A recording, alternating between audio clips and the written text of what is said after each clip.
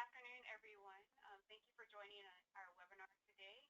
My name is Kimberly Fowler with the National Council of Urban Indian Health, and we appreciate you logging in today to join us for this webinar for the Methamphetamine and Suicide Prevention Initiative. Today's webinar topic is on methamphetamine and substance abuse prevention. It is the third part of a three-part series of webinars that have been ongoing throughout the year. So we are happy to have you join us today, and just to give you a few housekeeping notes, your lines are muted currently, so if you do have any questions, please feel free to write them into the Q&A pod, which is located on the right-hand bottom corner of your screen, and we'll be able to answer those questions following the webinar. Also, if you haven't at this time, please provide us with your name and location or work organization in the participant chat, just so we can see who all is on the webinar. And lastly, if you would like to view your webinar screen in a full screen mode, there are four arrows at the top of your screen facing all directions that you can select that will open up your screen to a full screen mode. That can be done at any point in time throughout the webinar. So with that, I'd like to go ahead and introduce our presenters for today.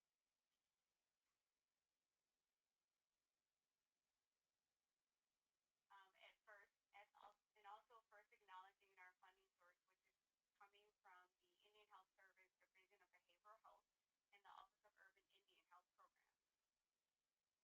Our presenters for the day are Whitney Hewlett, who is the MSPI coordinator here at NCUI, as well as Ms. Vicki Lilligar, who comes to us from the Nevada Urban Indians in Reno. She's the substance abuse counselor there and is part of the Methamphetamine and Suicide Prevention Initiative granting team there at Nevada Urban Indians. She has a master's in psychology with an emphasis in marriage and family counseling, and has been licensed as an alcohol and drug counselor in Nevada. And lastly, she's also trained and has been certified in matrix model methamphetamine treatment. So following Whitney's presentation, you'll then be hearing from Lily Lilligar, who, as I mentioned, is one of the MSPI grantees.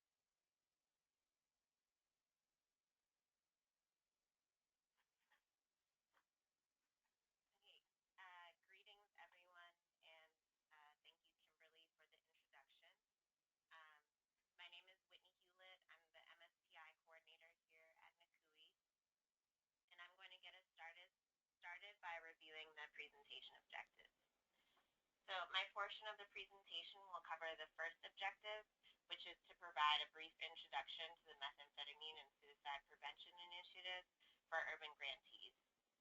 The following objectives are to learn about best practices for methamphetamine and substance abuse prevention and treatment in urban Indian health settings, understand lessons learned for the methamphetamine and substance abuse prevention and treatment in urban Indian health settings, and also to facilitate peer-to-peer learning for urban Indian health programs.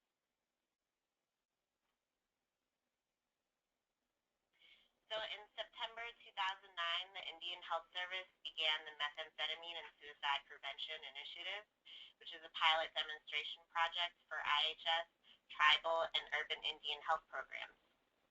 It was authorized under the Snyder Act of 1921, which is also known as the Indian Citizenship Act. MSPI supports the use and development of culturally appropriate evidence-based and practice-based models to inform prevention and treatment approaches for methamphetamine use and suicide within a community-driven context. The MSPI grant funds 130 projects located across the United States, which includes 111 tribal and IHS awardees, 12 urban grantees, 2 youth services grantees, and 5 IHS area office projects. And the purpose of MSPI Urban is to expand community-level access to effective urban American Indian and Alaska Native methamphetamine, and/or suicide prevention and treatment programs.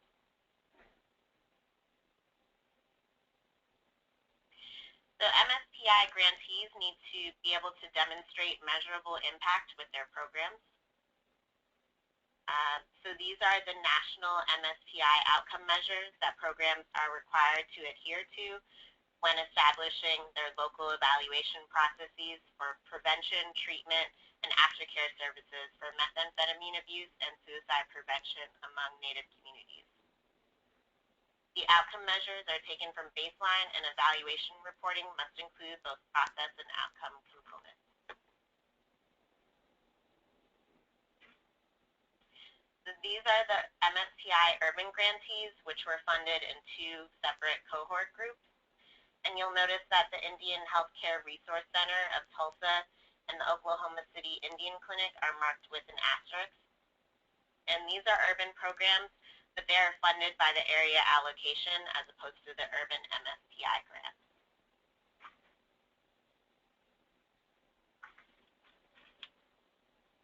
So the National Council of Urban Indian Health and National Indian Health Board are the national MSPI community partners. NIHB is responsible for providing technical assistance to the tribal health organizations with MSPI programs. Here at the Technical Assistance and Research Center at NCUI, we assist the urban MSPI pilot projects.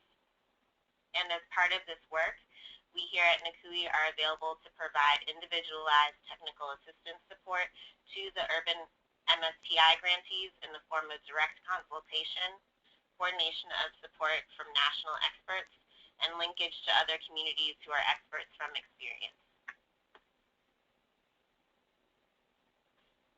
I have listed here NCUI's main objectives for MSPI for 2014 to 2015. And this webinar is part of fulfilling our first objective.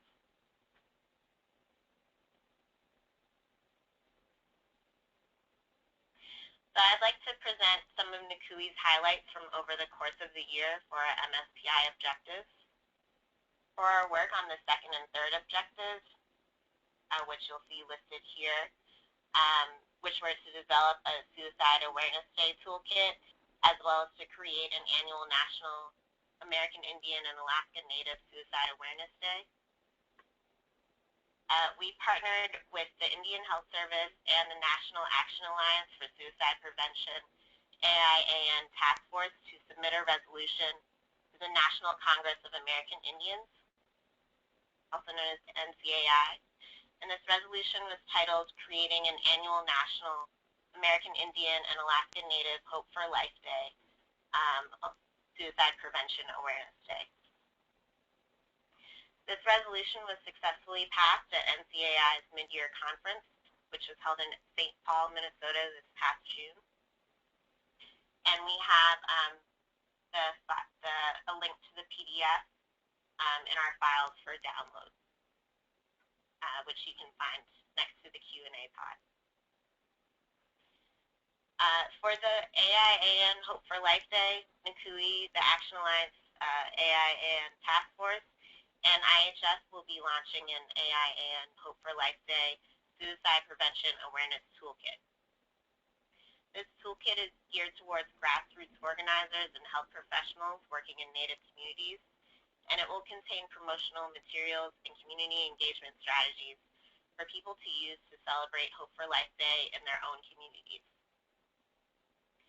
Finally, this webinar is part 3 of the MSPI 101 webinar series, which was developed to support you in your work on suicide and substance abuse prevention in Native communities.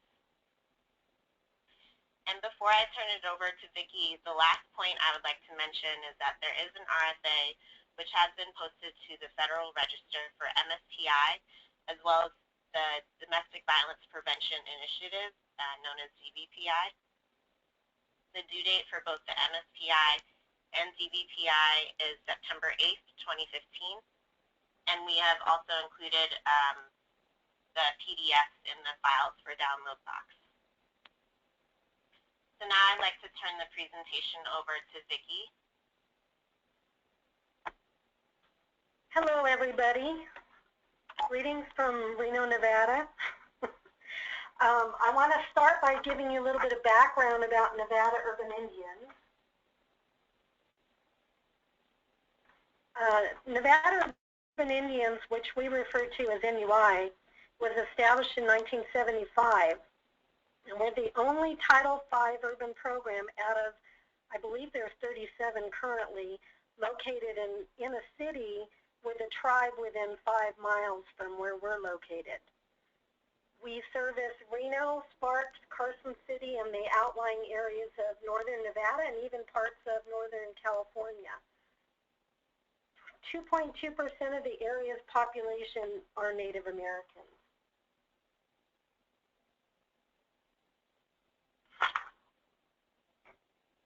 Within the two communities, Carson City, Washoe County, the total American Indian Alaska Native population is 10,508.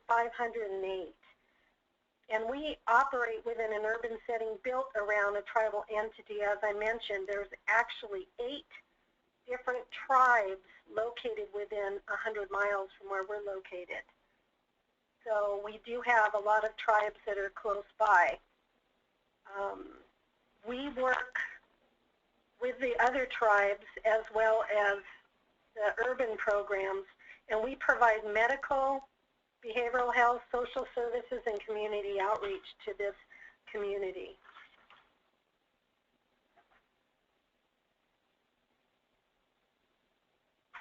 In our general area, we have 3 major tribes, and that's the Washoe tribe, Paiutes, and the Western Shoshone tribe. There's 26 colonies and reservations in the state of Nevada, and of course we have a lot of history here, and 4 famous American Indians from this area are Sarah Winnemucca, Dot Solali, Wovoka, and Captain Truckee.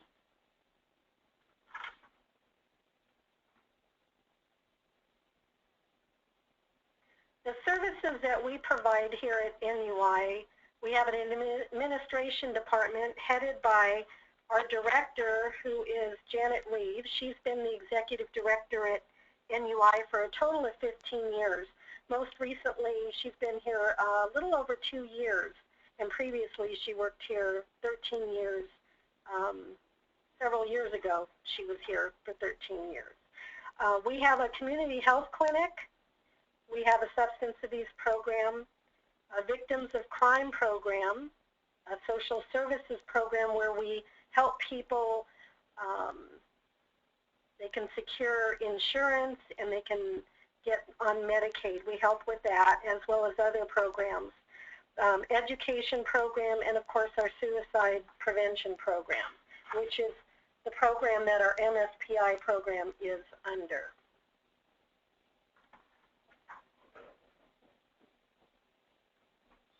As far as the activities that we include for our MSPI initiative, we collaborate with other agencies, we do outreach, we offer prevention and education, as well as a level 0.05 early intervention education program and a level 1 outpatient treatment program.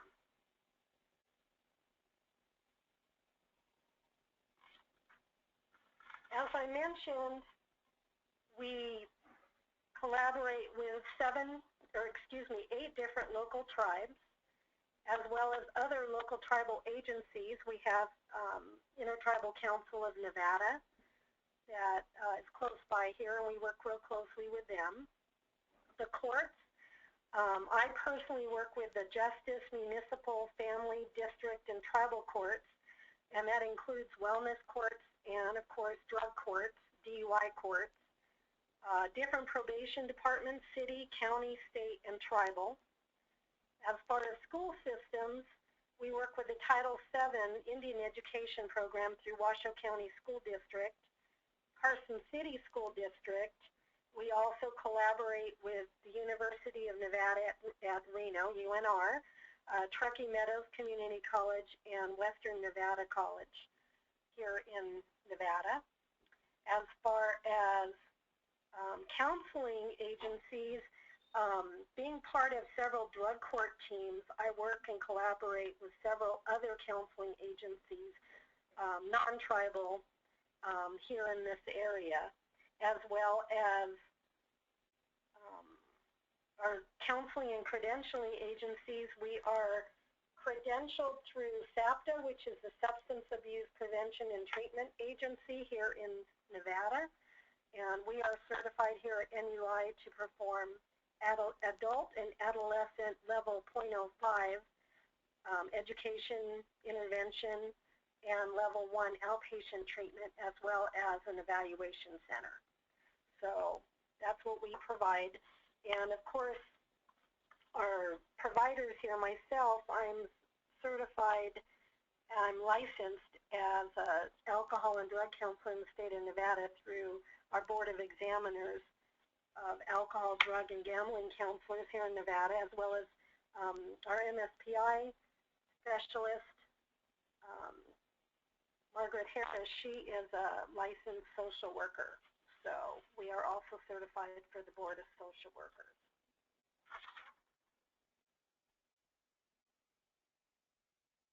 Now, some of the outreach activities that we participate in are community events, powwows, health fairs, wellness conferences, back-to-school events, and networking opportunities every chance that we get.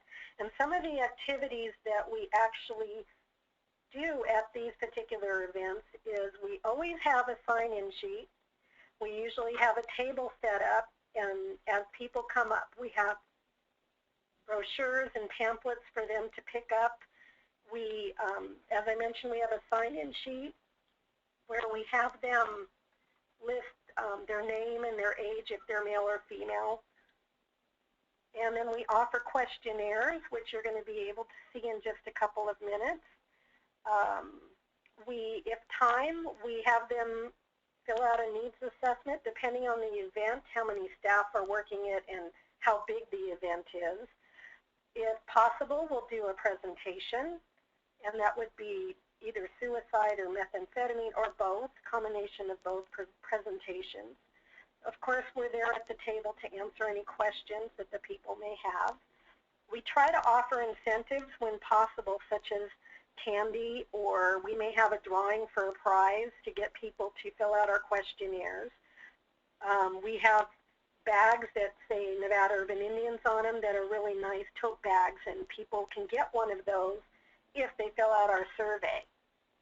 As well as sometimes some of our programs offer candles, buttons, pins, etc., keychains. So we offer quite a few different things.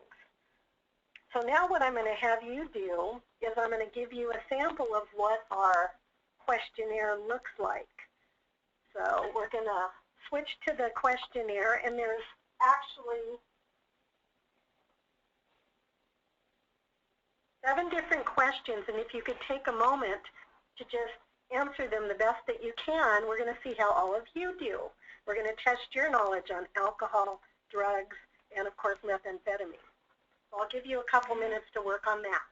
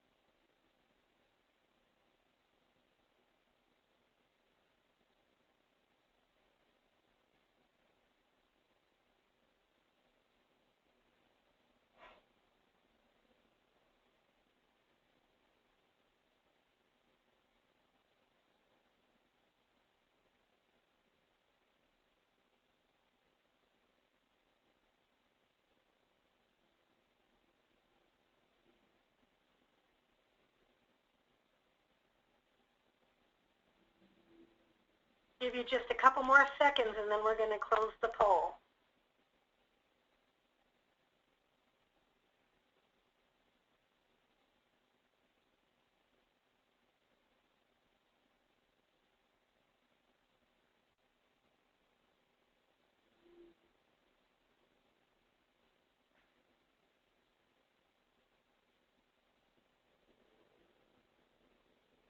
Okay, and we're ready for the results.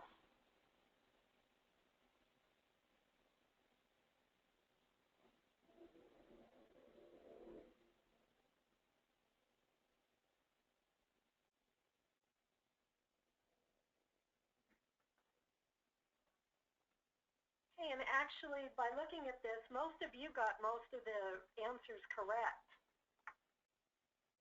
Alcohol is not considered a drug. That's actually false, because alcohol is considered a drug because it does change the way we think, we feel, and we behave. Marijuana is actually a mild hallucinogen, so that was true.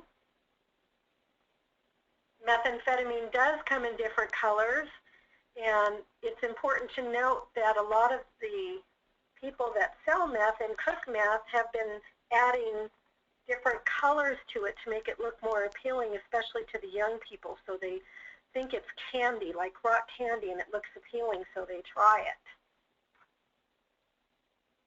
Of course, long-term methamphetamine use can lead to meth psychosis. Marijuana is not as bad for you as tobacco cigarettes. That's actually false. It's actually worse for you. If you get drunk, coffee will sober you up, and all of you got that right, so good job on that. And of course, methamphetamine can cause permanent damage to the cells in your brain, and all of you got that right. So good job. Give yourselves a hand. That was great. Good job.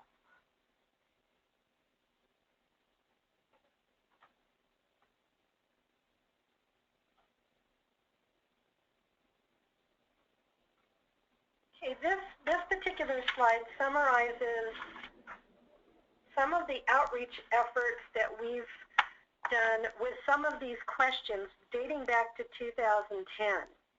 And most notably, what's significant, if you look at myth number 1, myth number 3, and myth number 6, if you look at the youth and adolescent number of correct, 70% on myth number 1 answered it correctly, whereas 80% of the adults answered it correctly. On myth number 3, the youth adolescents answered it 70% correct and 86% of adults. And then if you go down to myth number 6, marijuana is not as bad for you as tobacco or cigarettes, 55% of the youth answered it correctly and 70% of the adults. And so what this means, there are significant differences between age groups, and the youth are less likely to have the correct answers. And I realize that some of these answers are kind of basic, and these questions are basic, but again, when we're at outreach, we're just trying to give information and get them involved in asking more questions. And that's when we give them the brochures, and we talk a little bit about it and talk about the services that we provide at NUI. And then answer any other questions they have about alcohol and other drugs. On myth number 4 and 5, the adolescents and youth, their scores are still, they answered it less correctly than the adults. However, it's not as significant. So I just wanted to point that out. These are, again, some of the answer sheets from dating back to 2010 from outreach events.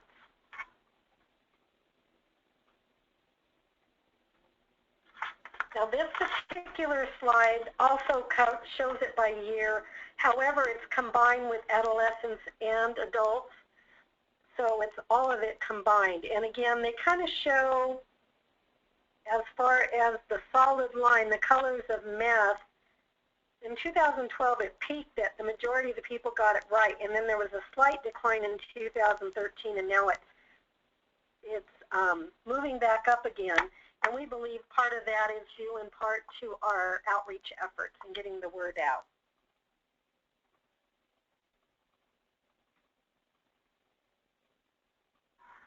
Now, as far as prevention and education, there's 2 counseling groups that I conduct every week, the Super ACEs Adult Psychoeducational Counseling Group, and of course that stands for Substance Use Prevention, for the effective recovery of abstinence, change, empowerment, and support. And the ADAM group, that's our other adult group, alcohol, drugs, and anger management. And then, of course, we do middle and high school presentations and health education fairs. I just wanted to kind of touch a little bit on some of the information from that. For the Super ACEs and ADAM groups from 2011 to 2015, I held 256 groups, and that was 1,126 participants. As far as middle and high school presentations, that's usually through our Indian education program here in Washoe County and Carson School District, and through our NUI education program. And what that entails is going into the school and meeting with specifically with the Native American children, and we give them a pre and post test, and then we have handouts and brochures. And something unique that we did this summer through our NUI Summer Youth Program, I gave a presentation on meth and alcohol and tobacco and marijuana prevention and education, and our MSPI specialist, Kathy Harris, she gave one on suicide. And both of us gave pre and post tests and did our little presentation. And then 2 days later, we actually had an event at a park. It was to close out the program for the kids because they were going to go back to school in August. We filled little Easter eggs with all the little questions that we could come up with regarding methamphetamine, alcohol, tobacco, marijuana, and of course suicide prevention. And it was really neat because what we did is we had a little Easter egg hunt in the park, and the kids collected all the Easter eggs, and inside were all these slips of paper, these questions. And what we did was we gave them a prize if they answered it correctly, and what it was little candy bars, Tootsie Rolls, suckers, etc. And they really had a good time. And what was great about it is the majority of the questions that we asked, which was 30, 15 for the substance abuse program and 15 for the suicide prevention, out of the 30 questions that we presented, at least 24 of them were answered correctly. So we were really excited about that 2 days after the presentation. So it would be interesting if we could go back with those kids and do it again. But they're back in school now, so I don't know if that's possible. But it was pretty exciting that we were able to do that. So I wanted to share that. Another presentation that we do on a regular basis is we have it once a month. We have through our diabetes program a diabetes prevention luncheon. And once or twice a year I give a presentation on either methamphetamine or alcohol and other drugs. It's primarily seniors that attend that, our elders. And we have a luncheon. We play bingo with them. We do prevention bingo as well as a mentioned presentation. And I might do a presentation such as how methamphetamine use affects people that are diabetic, or if they drink alcohol, how is that going to affect them if they're diabetic? And the information is great because they get handouts. We have a discussion about it. We laugh, we have a good time, but most importantly, they're learning information. And what's unique to this particular activity is that they come every month, and every month the majority of our staff sit in with them and talk with them every week and have lunch with them. And what's nice about it is I'll quiz them and I'll talk to them and I'll just follow up with them. And you know that discussion we had about diabetes and methamphetamine use, what do you remember from that? And we'll just kind of talk about it. And they, believe it or not, they're retaining the information, and it's really good to see. And what's more important, they're socializing and they're having a good time and they're learning.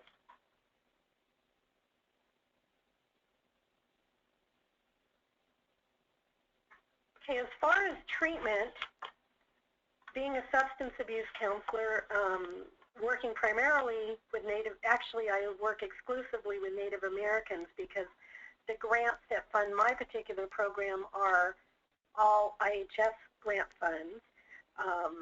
The 4-in-1, community health, diabetes, and of course our MSPI grant. So with that, we use evidence-based treatment modalities, motivational interviewing, motivational enhancement therapy, cognitive behavioral therapy, matrix model, and when there's adolescence, the ACRA, Adolescent Community Reinforcement Approach. And those are all evidence-based practice.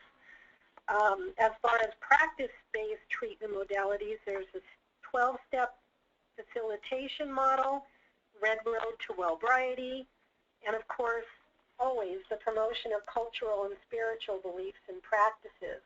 Now, living in the Reno area, being in the city, we don't have an area where we can provide sweats and things of that nature. So, because we're in an office building, so we're not able to do that. However, a lot of the community members do provide that. So what I encourage is people to participate in sweats, to participate in ceremonies, to participate in powwows, and to reconnect with their spirituality. If they were a dancer when they were a child, maybe a jingle dancer, a grass dancer, traditional, I encourage them to get back into that, because what I've found is the people that come to see me for substance abuse issues most likely are not participating in those activities while they're actively using or drinking. And so many of them won't participate in them until they've been sober for at least 6 months to a year. And so it's really great to see when these people go back to their roots and start participating in these activities. As far as 12-step facilitation, that would be your AA, your NA groups and meetings, support groups. I always encourage people to connect with their spirituality, whether it be Native American or Christian or what have you. What's interesting in this particular area, and I'm sure some of you have seen this depending on where you live, a lot of them have not been brought up in traditional ways. Therefore, maybe they don't know the native ways. And so again, we encourage them to participate in those activities. The local tribes offer language classes, and we encourage them to participate in those as well as participating with the elders and the seniors from their tribe, the people that live locally that have tribes close by. Red Road to Wellbriety, that's the Don Coyus, White Bison materials.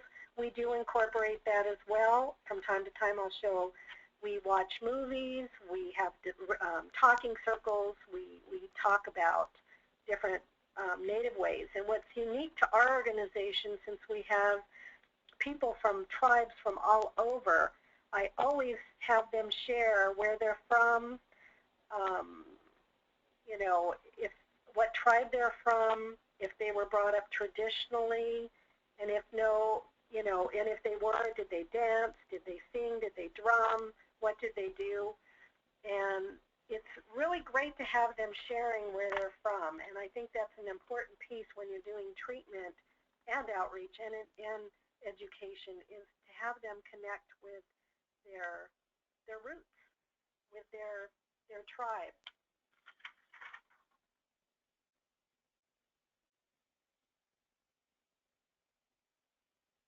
For this particular area, there's 4 main drugs. Of course, we do see others, but not that many.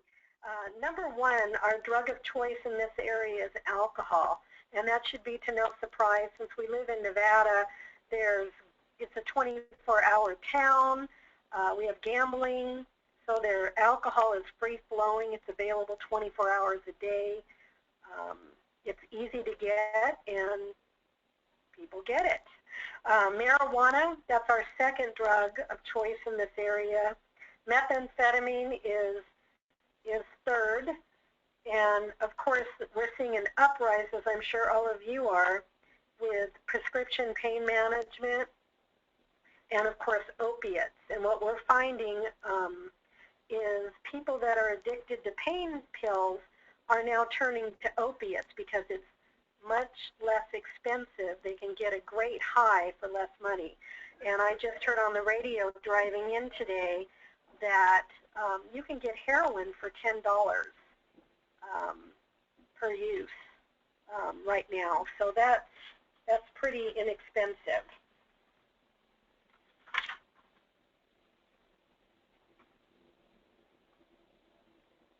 This is a chart that shows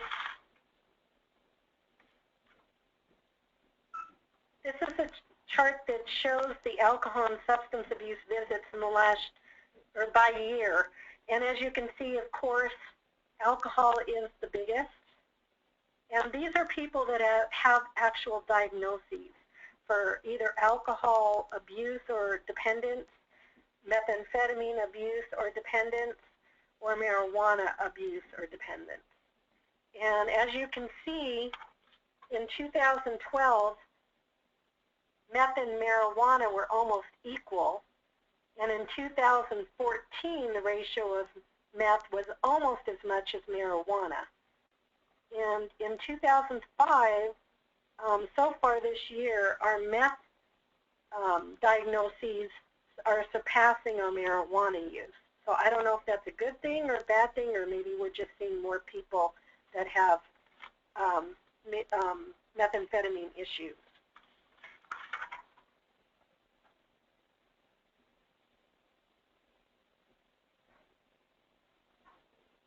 Now, since 2010, this slide kind of depicts, for methamphetamine only, there were a total of 18 evaluations, and that's where the people come in. They're evaluated to either go to residential treatment if they require a higher level of care. Of course, we will refer them to an intensive outpatient program and or residential treatment. Sometimes they'll return to do outpatient treatment after their residential treatment, and sometimes people just get the evaluations and we never see them again. So I'm not really sure what happened to the 18 people. Out of, let's see, 13 people have actually completed the program for methamphetamine use, and 11 are, it's nice to know that they're still abstinent. They still have not gone back to using methamphetamine. And again, this is dating back since 2010, so they may have finished any time between 2010 and 2015. And two additional people are using less than they used before. Maybe they were chronic users and maybe they just abused it once or twice. So that's really good. 18 people were incomplete. And out of those people that were incomplete, 10 people went to jail, 5 people moved away, and 3 were AWOL. I don't know what happened to them. They're just off the grid. So currently, there's 6 people that I'm currently seeing for methamphetamine specifically, and they are all reporting total abstinence, which is really, really good.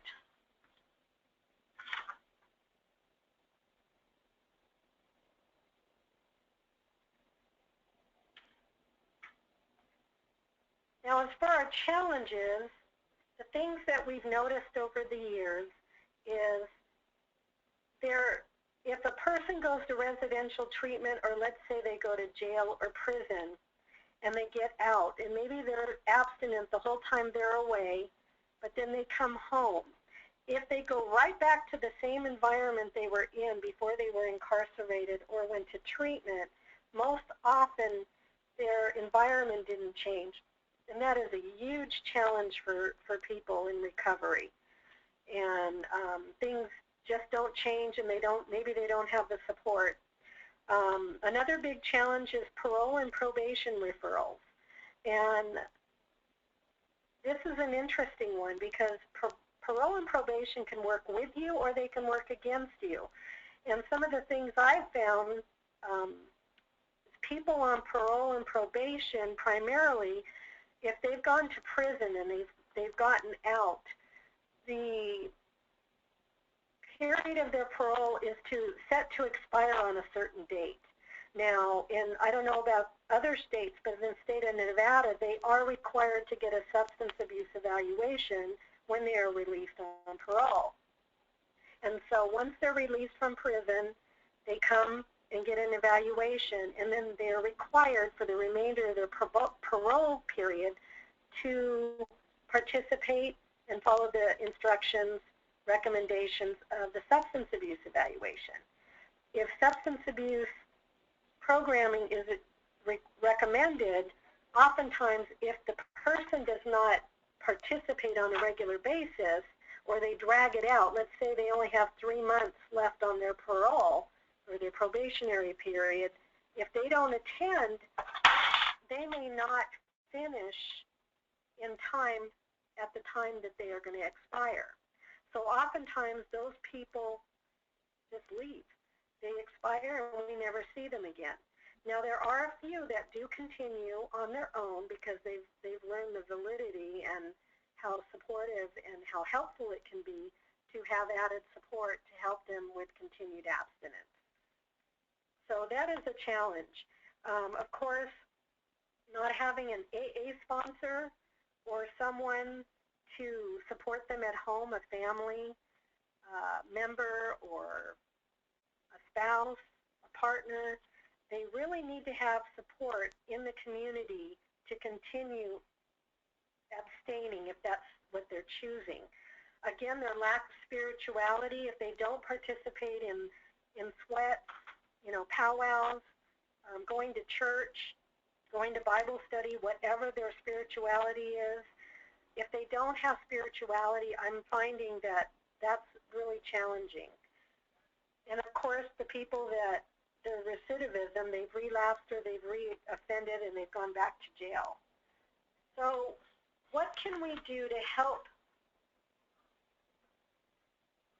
these people become successful in long-term abstinence, sobriety? Well, one of the biggest things, I believe, is continue our community outreach efforts. As far as sharing the negative effects of meth use, where people can go for help, just letting them know that they're not alone, that we're out here. I found that over the years that a lot of the elders and seniors, they don't know very much about methamphetamine. And they're seeing more and more of it in their communities and even in their families. And they're the ones that ask a lot of questions about what it is and what does it do to you and what does it look like. And so I think these outreach efforts, we definitely have to remember to include the elders and the seniors and even the adults. Another big thing, of course, we need to continue and enhance the prevention and education of our youth and adolescents. They're our next generation.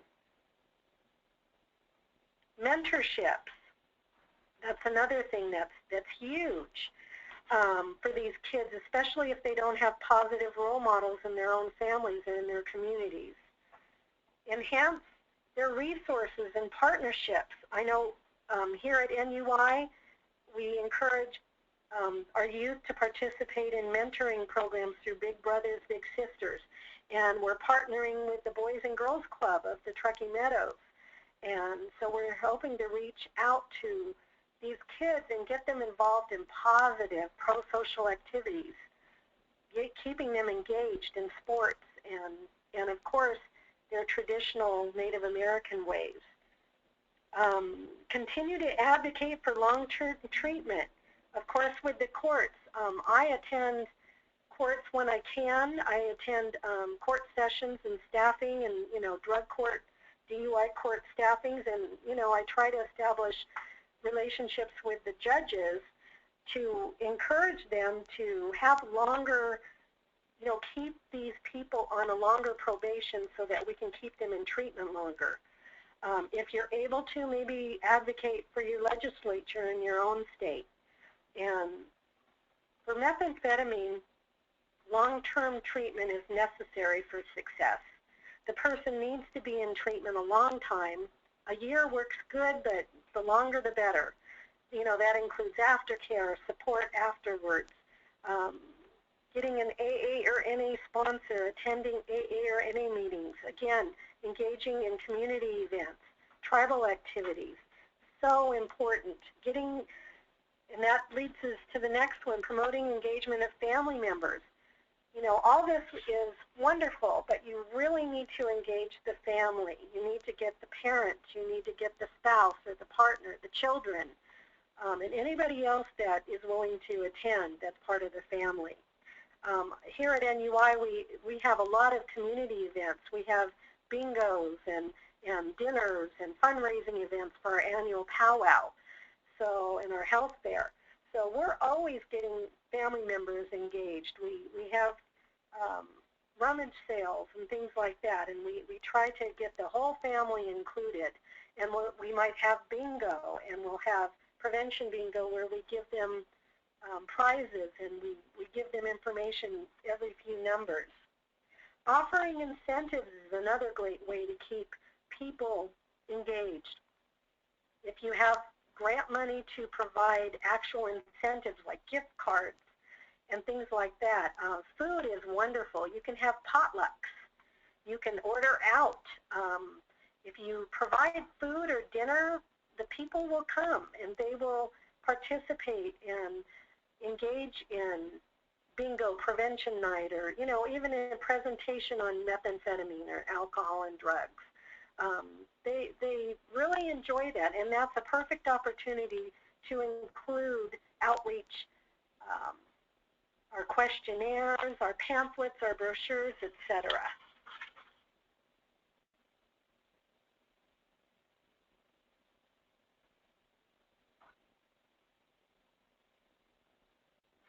Okay, at this point, I'll be taking any questions or comments from anybody. Yes, if you have any questions, please feel free to write them into the Q&A pod, which is located on the bottom right-hand side of your screen. And we'll have Vicki or Whitney, if you have questions for either one of our presenters, they would be able to answer it at this time. We do have one question. It was in reference to your slide that talks about MSPI activities that you provide. And the question is, what is .05 prevention education? Yes. Okay, wait.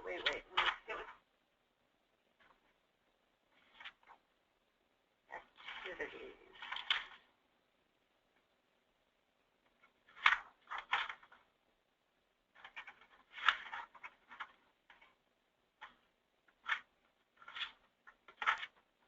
I'm sorry, I'm flipping through my slides on my desk.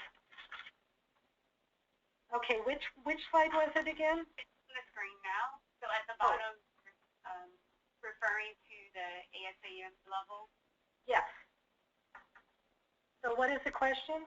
What is .05 prevention education? Oh, okay. That's through ASAM placement criteria, and what that is .05 is early intervention education. Usually it's people that do not have an actual diagnosis of alcohol or drug abuse or dependence. Generally it's someone maybe that just got in trouble, maybe they got a DUI, it was their first time DUI, and they drank alcohol, but after assessing them, they don't meet the full criteria for abuse or dependency. Therefore, it's just early intervention. Also, that level would be kids and adolescents, maybe that have not even tried alcohol or drugs. That would be early intervention because they don't meet a criteria for any type of diagnosis.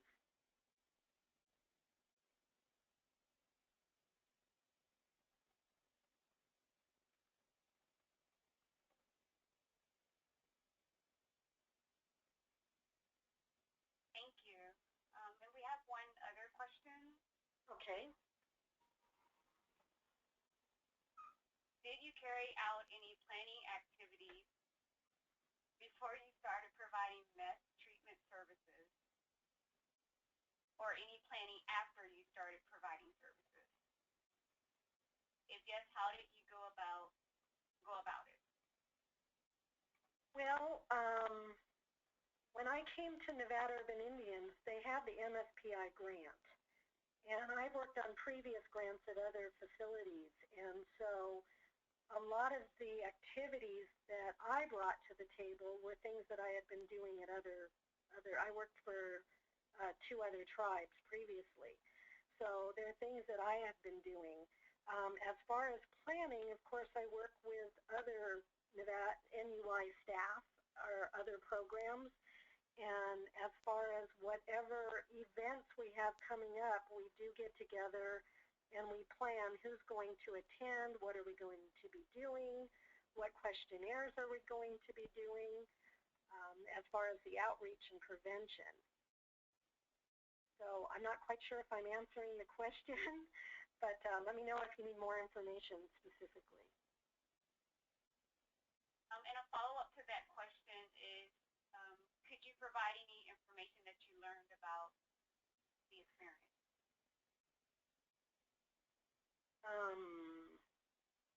As far as collaborating with other staff or just the whole initiative? I'm not quite sure what the question is. I'm sorry.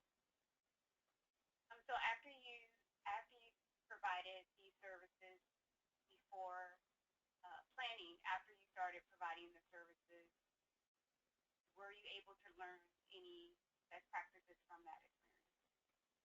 Yes, and it's, again, what I mentioned as far as the lessons learned and the challenges as far as moving forward. Again, I'm encouraging a lot of outreach efforts and getting the word out and prevention as far as presentations and doing school activities. If you can get in the schools, that's huge. And working with the courts and other agencies, networking, that's another big thing. And so what we're finding is we want to keep doing more of the same. And every year we try to increase our outreach efforts by partnering with additional agencies and community resources to work together to try to reach even more people. So as far as lessons learned, I'd say we need to do, again, reach out to the young people and teach them. And when you can show that there's resources and that we're here to help them, then hopefully we get them engaged in more pro-social activities so that we can prevent the use of methamphetamine and other drugs. Thank you. We have one additional question. What is the minimum treatment time for meth users? And of course, that's going to vary depending on the individual. And that's why we always here, and I'm sure in your agencies, we always require that a person gets a substance abuse evaluation, and then it's based on their level of care, what their needs are.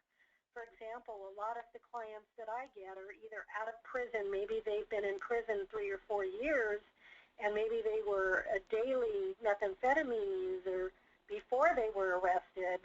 They've been abstinent since they've been incarcerated, and now they're out, but they're on parole.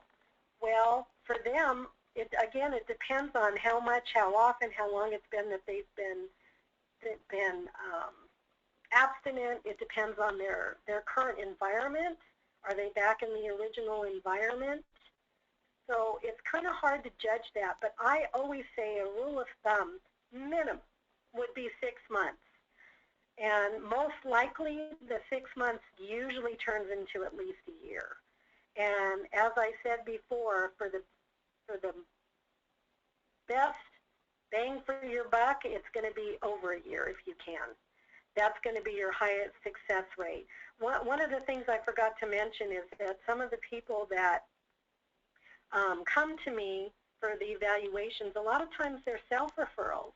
Maybe their family wants them to seek treatment, or maybe their partner or somebody is encouraging them to go, that they're not mandated by a court or probation. And so a lot of times they'll come and they'll stay for a little bit and then they'll leave. So they usually don't finish the program. So, but long-term treatment by far, if you a year plus, if you can, that would be ideal. The longer the better. Thank you. And as a follow-up to that question, what does the aftercare for meth users entail in minimum length of time? And again, it's based on what the person's needs are and what support system they have in place, where they're living, etc. If they're working, if they have supportive family. But generally, it depends on the individual and what their needs are and what they want. I usually recommend 3 to 6 months for aftercare. With that being said, I even have people that have been in aftercare for a year. And usually it's a step down. In other words, instead of seeing them weekly for both individual and group, they usually attend AA or NA meetings or sweats or ceremonies on their own 2 to 3 times a week on their own, or more. In some cases, I have some people that attend meetings 5 days a week. And then they attend individual counseling maybe once every 2 to 3 weeks, just to kind of check in and see how they're doing and discuss any challenges. And then they attend group when they can. I have some that attend group every week still because they get a lot out of that. So again, it's individualized based on their needs and what the client would like. And we're just about at the top of the hour, but we have 2 data questions that I wanted to get to. Okay. One is, what are your statistics on suicide, and if you know the age breakdown of your substance abuse statistics? In other words, under 18 or over 18. Okay, as far as the suicide, I don't have those statistics with me. Our suicide prevention specialist, she's not here today, so I don't have that information handy. I apologize for that. As far as methamphetamine, if we're talking for outreach, I mean, I could say the same for the suicide. It's primarily adults is the people that fill out our questionnaires. And so we don't see as many adolescents and youth as we would like, but again, we're trying to remedy that by getting into the schools when we can, our summer youth program, and working with other agencies that have adolescents and youth and doing presentations for them. So the majority, again, would be adults, as well as a few seniors and elders, but the majority are adults, and then followed by, I would say we have more youth, like ages 6 to 12, than we do even adolescents. So, and I don't know for sure if I answered that question correctly, but. Thank you. We really have some great questions that are coming in. I'm going to try to get to one more question, and if there are other questions that we don't get to, we can provide those after the presentation is sent out during our after the presentation is sent out to be archived on our website. We'll include the answers to those questions. So one additional question is there a large difference in length of treatment between injection users and non-injection users? Oh, that's a good question, but I would definitely say yes. Injection users definitely would be more. The longer-term treatment and aftercare would be definitely recommended, because that is really difficult for people to give up. It's really hard to talk someone out of doing something that they've gotten a lot of pleasure out of. And so, and again, it depends on their environment. If they're returning to the same environment and they're living with the same people that they did when they went away or got into treatment, chances are there's a strong likelihood that they're going to go back to that using way.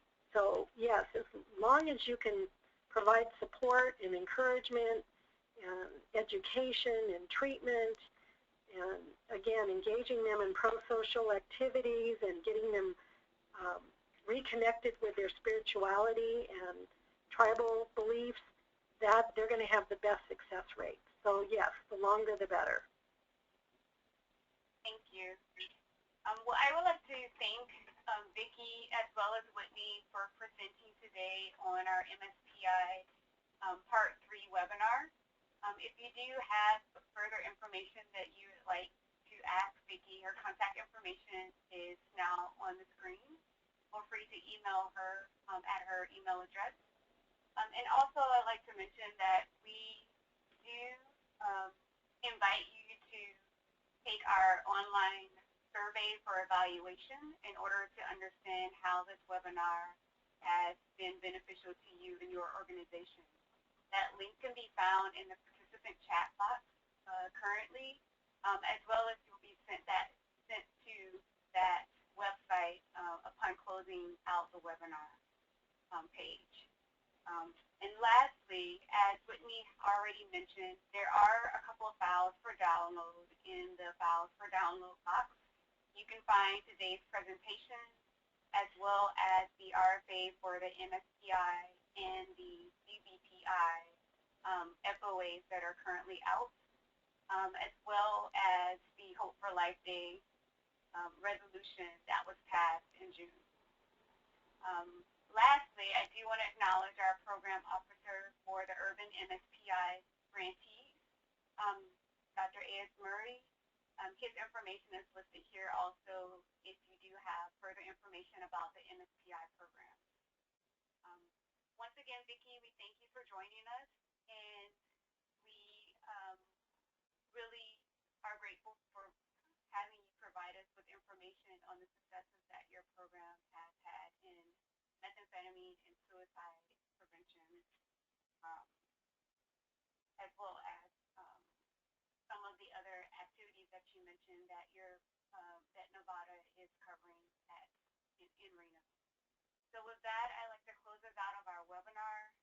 And once again, we do encourage you to take our evaluation survey, and the link to the PowerPoint as well as our archive of this webinar will be able to be found on our webinar on our website, which is nikui.org.